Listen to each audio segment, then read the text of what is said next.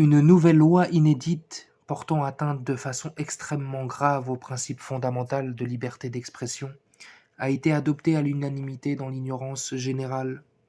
Cette dernière vise soi-disant à lutter contre les propos haineux, discriminatoires, subversifs ou dissidents, criminalisant telle ou telle pensée religieuse ou telle pensée politique, jugée non conforme aux valeurs de la République des Lumières, ou présentant un danger direct ou indirect pour l'ordre public.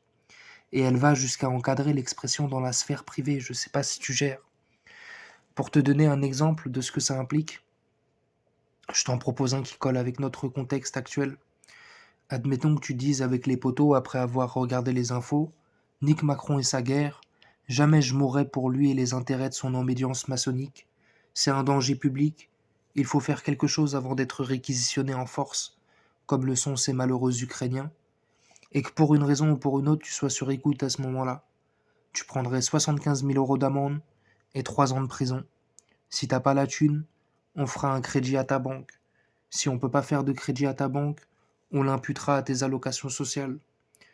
Outre la délation que ça implique pour fonctionner, on peut supposer, sans trop forcer, qu'elle précède une future loi de surveillance généralisée, qu'elle est l'avant-garde d'un crédit social où la délation serait rémunératoire. Quand t'es un bon goy, tu serais dans le vert. Quand t'es un chevalier, tu serais dans le rouge. Ça me fait penser à l'époque du gros vide, quand je militais contre l'obligation vaccinale et rejoignais avec mon magnéto la garderie présidée par Philippe Hippo, pour faire valoir mon droit sur mon propre corps, genre mon corps, mon choix, MDR, et que je me suis vu interpellé par des chiens de l'ordre qui ont pris mon identité sans même m'expliquer pourquoi. J'imagine qu'il s'agissait là d'un fichage, le meilleur des mondes, frérot. Un bonhomme comme moi, il est libre que de se travestir lui-même ou ses enfants. Elle est passée presque inaperçue et pourtant il s'agit d'une attaque inédite contre la liberté d'expression. Mercredi 6 mars, une proposition de loi visant à renforcer la lutte contre les propos discriminatoires a été adoptée par l'Assemblée nationale. Élément d'explication avec Rémi Tell.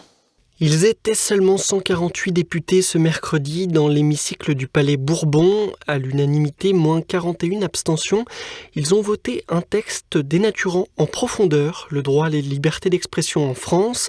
L'objet de cette proposition de loi, portée par le député Renaissance Mathieu Lefebvre, renforçait la réponse pénale contre les infractions à caractère raciste, antisémite ou discriminatoire. Alors que va-t-elle changer concrètement ? Beaucoup de choses. Premièrement, la loi votée en première lecture étend le cadre répressif entourant la liberté d'expression aux propos privés. Ainsi, tenir en privé des propos considérés comme offensants sera désormais passible d'amende, voire de peine de prison. Jusqu'ici, seules les injures, diffamations ou provocations à la discrimination à caractère public étaient sanctionnées par le code pénal. Et ce nouveau régime sera encore plus strict vis-à-vis de l'apologie non publique de crimes de guerre, de crimes contre l'humanité ou de collaboration avec l'ennemi. Il en ira de même pour la contestation, la négation, la minoration ou la banalisation outrancière de tels faits.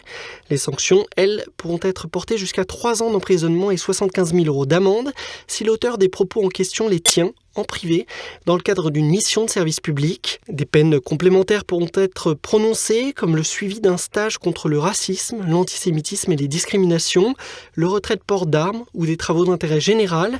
La loi votée renforce aussi le droit à l'indemnisation des victimes, comme des associations antiracistes qui se porteraient partie civile dans de telles affaires. C'est peu dire que la proposition de loi adoptée par l'Assemblée nationale renverse toute la philosophie du droit à la liberté d'expression, y compris dans ses limites légales existantes.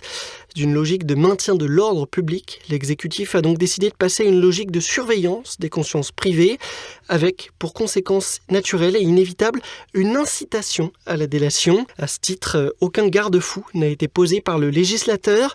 De même, la qualification du caractère haineux des paroles échangées en privé sera désormais beaucoup plus subjective. Ainsi, au sujet par exemple des offenses visant, je cite, l'identité de genre, la simple présomption d'identité pourra être retenue contre le mis en cause. Il est donc à craindre que ce texte serve d'instrument de répression politique. Pourtant, les oppositions représentées à l'Assemblée nationale n'ont pas bronché. Reste à savoir s'il en sera de même au Sénat.